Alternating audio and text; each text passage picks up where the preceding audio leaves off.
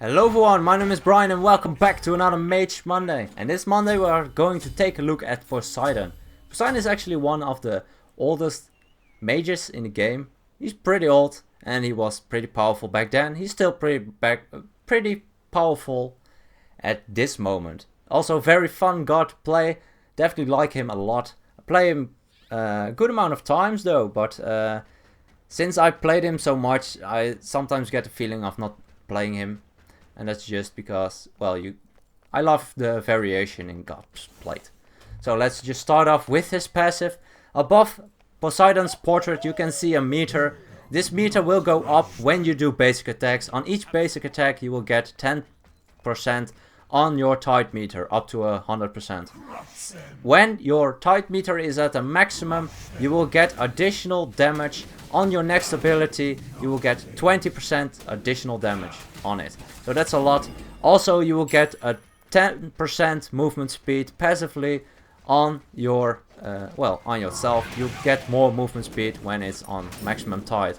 So that is very powerful. You want to have your tide meter maxed out as much as possible, because also your abilities will deal more damage and you will have more movement speed while you're not doing anything, which is always great. Movement speed is very powerful. His first ability is Tidal Surge, or Tidal Wave. Not entirely sure, but it's basically, as you can see, I used it here. You will deal damage in a cone in front of you. It's a slow moving projectile which deals damage and knocking back any enemies that get hit. But since it's slow moving, it's very difficult to hit from a long range on your enemies. So that can definitely be difficult to deal with sometimes. It's very difficult to hit, so if you can get close to hit someone with it, it's definitely a lot better. It can deal a lot of damage. I won't be maxing it out as first or second, because the other abilities are just a bit better for the way I like to play Poseidon. His second ability is a buff. He will cast it and he will gain an additional movement speed. 5% move speed up to 25 at maximum rank of your second ability, which is just a lot. Also you will gain additional auto attacks on your basics. So when you activate your second ability you will get additional damage on the sides of it, like 2 additional projectiles on your auto attack, which deals magical damage. It is counted as a magical damage ability, same as your middle auto attack, but your middle auto attack will also count as a regular one. So that can be useful if you go for something like Demonic Grip. Don't recommend it, but it can be powerful. Poseidon is definitely a god you can build auto attack based with his second ability.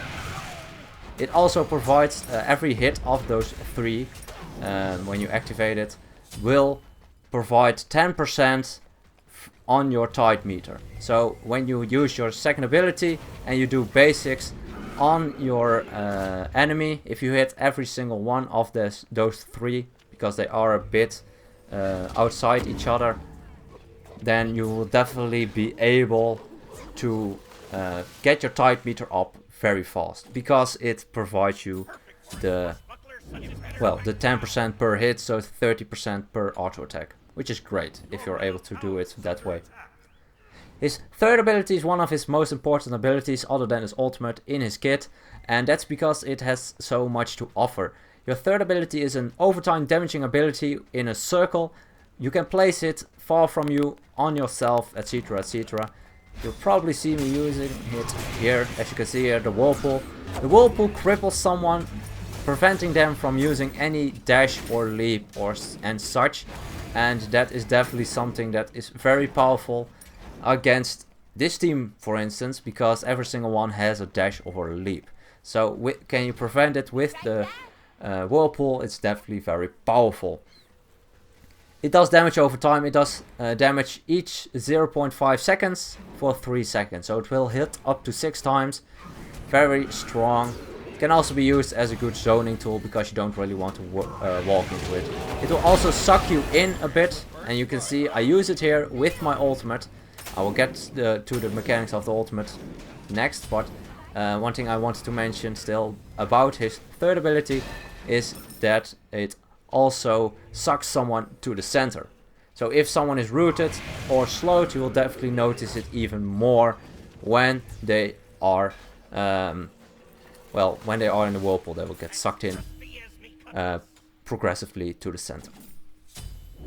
His fourth ability, you probably saw me use it. It's called Release the Kraken, but in my case it was a shark because of this skin. It has some interesting mechanics. It has a charge up time before it does its damage, and in that time the area where you cast it provides a slow of 30%, which can help you to secure it, hitting it. Also, it has an outer area and an inner area. The inner area is actually just an additional damage, but it also provides some interesting mechanics. So when you hit someone in the center of your ultimate, they will be knocked up and stunned. The stun will last 1 to 2 seconds, depending on the level of your ultimate. So at maximum rank of your ultimate, it will stun for 2 seconds. So the enemy will be knocked up, stunned, and they will be damaged for a lot. Accidentally walked into that fearless, but still nice fearless from the tier. Not too much of damage though, so I am safe. They aren't able to follow it up with my team being in front of me.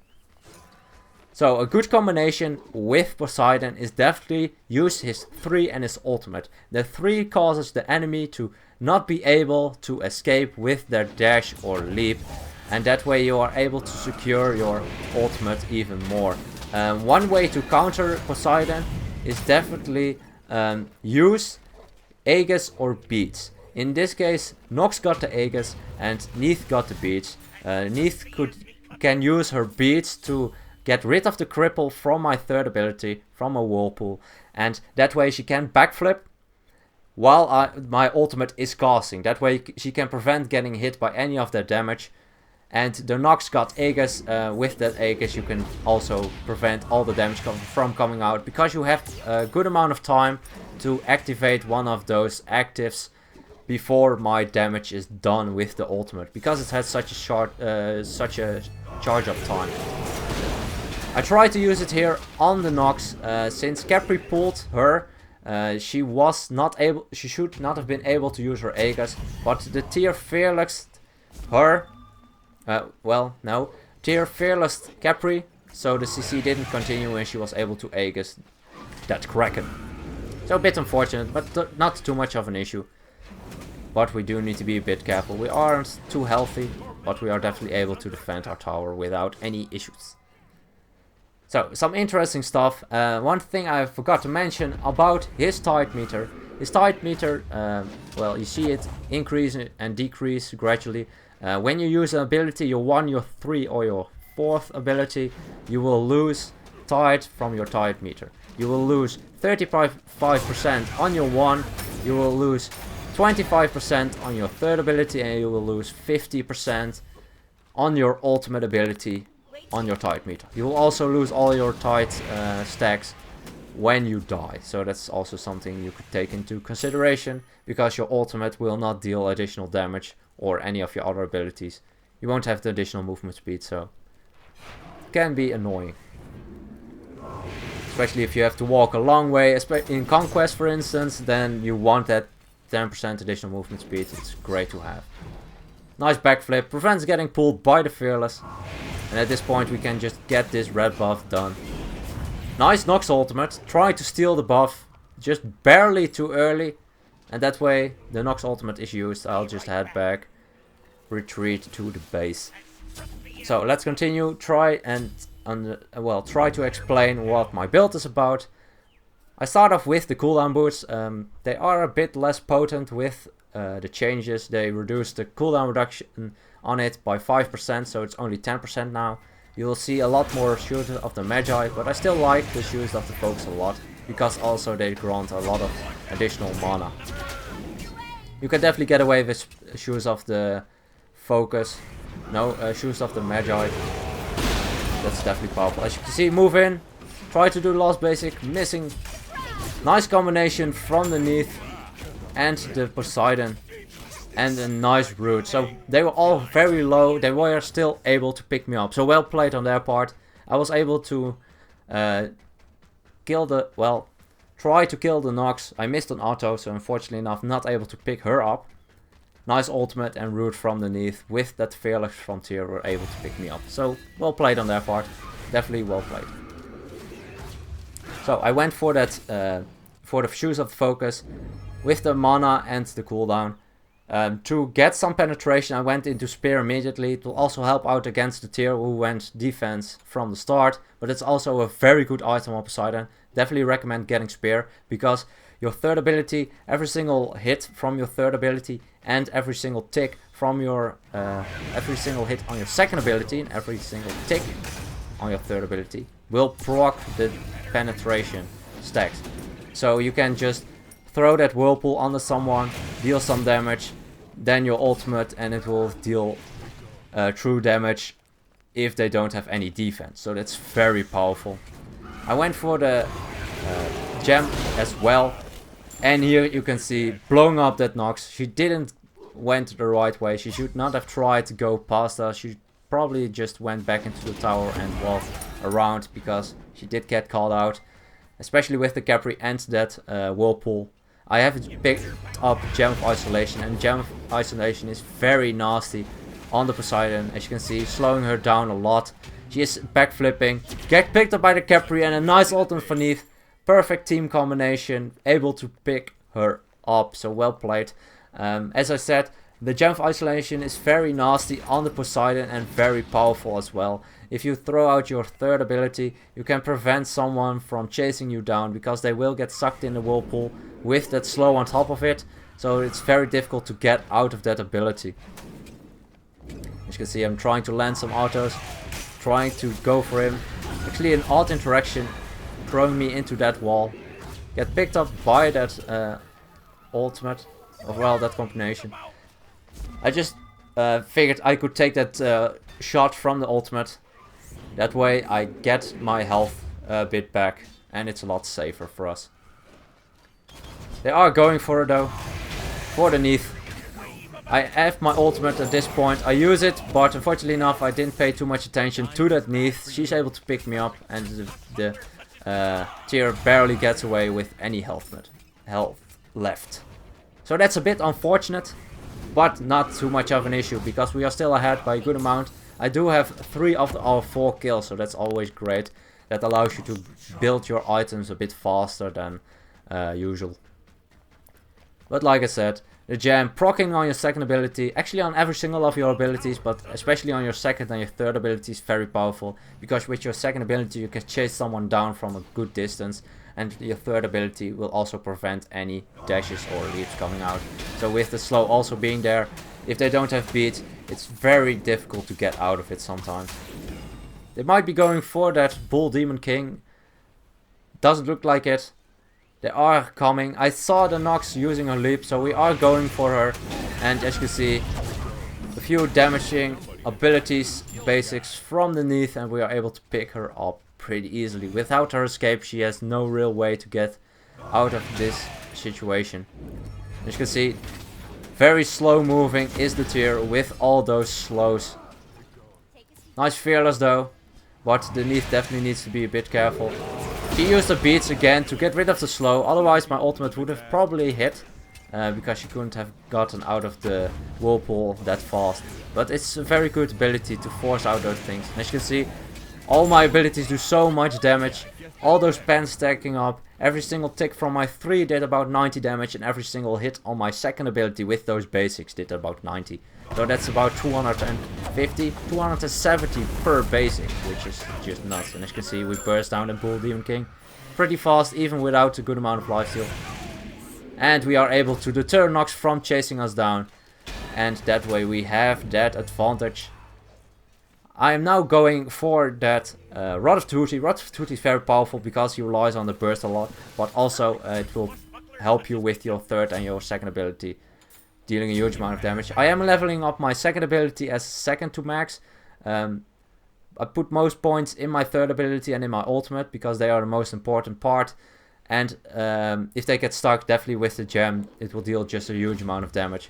But your second ability allows you to have so much more movement speed. If you max that out before you do your 1, it's definitely worth it. And as you can see, with that additional movement speed on my 2, I'm able to evade the Fearless from that tier. That's definitely good. I was a bit late on my ultimate, I was distracted by the tier, bit unfortunate, but nice Neath ultimate, able to pick him up. Sprinting, we can definitely dive this without any issues, and that's just because of that cool Demon King buff.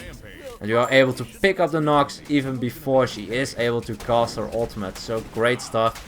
As you see, I am going for the breastplate at 5th item, and okay, they are actually surrendering, so I'm not able to finish that one off, but the only real damage dealers on enemy team which I was afraid of are the Neath and the tier, and with breastplate I would prevent a lot of their damage from coming out, so that would have been my next pickup.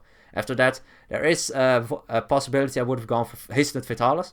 Hastened Fatalis is very fun on Poseidon.